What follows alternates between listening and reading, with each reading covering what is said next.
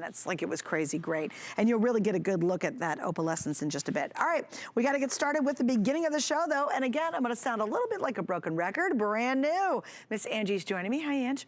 This is just a fabulous tiger's eye beaded necklace that really has that amazing chatoyancy inside it. You've got that wonderful eye. When you move it, it moves. To me, it's one of our favorite colors. Anytime you have brown that goes back to your blue jeans, I personally adore that combination. I love wearing my turquoise back to brown, but then you wear brown back to your jeans, your chambrays, and your indigos. So we have the necklace is 18 inches. You do have a silver 2 3/4 inch extender. We have 4 flex pays. Again, that ends tonight. I have the button earrings, and also we have a customer pick bracelet that is a really cool stretch bracelet that's available too, and it's nice and big and bold, and you guys have made it a favorite. It's a little different than the necklace you're seeing here, but that's okay. They're all in the same family. It includes red tiger's eye in the bracelet. We'll give you the scoop on that in just a bit. But I cannot do this show, and I would not do this show because it would be awful if it were just me without the man himself, Jay King. There he is, people. Hi, Jay. How you doing? Well, we kicked it off. We kicked it off. And we're gonna end it off. And we're wrapping it up. And you know what? I have to tell you, excuse me, I was going through the show and I was like, brand new. Wait a minute, the entire show's brand new. I was like, oh.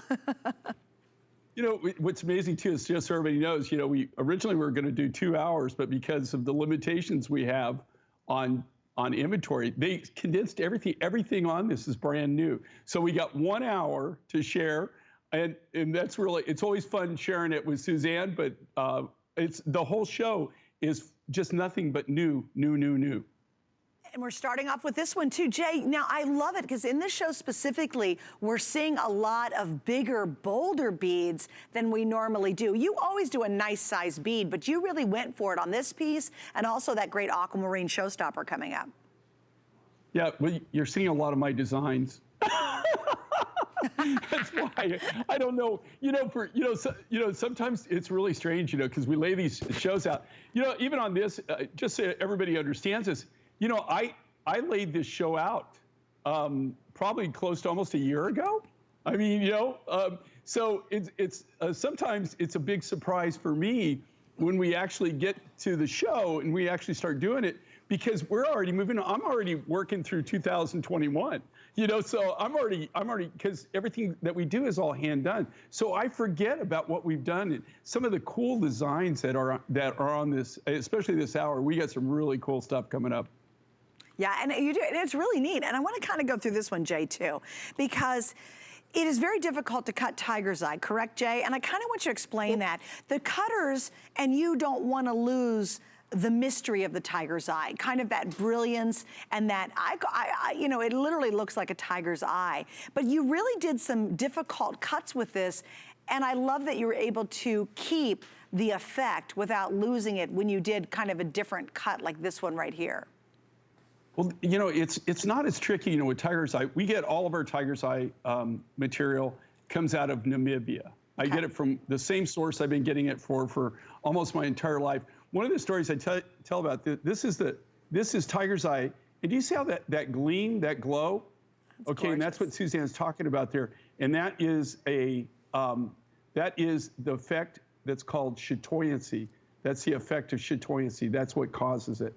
I'm driving Lou crazy here, moving that around. Anyway, this is the effect, and what that is, it's the crystalline structure that's growing throughout the rough material. Well, what happens on this is as the cutter is cutting it, it's not as hard to do it on the tiger's eye as it is, say, precious opal, or if you're doing labradorite, something like that, fire agate. It's a little bit harder to chase the fire. But on this, when they do cut it, like you can't cut it, if you cut it the wrong way, if the fire's running like this and you cut it the opposite way, it will totally dull out. It'll go dead on you. So wait, can I ask you, Jay, would you associate that with like cutting against the grain?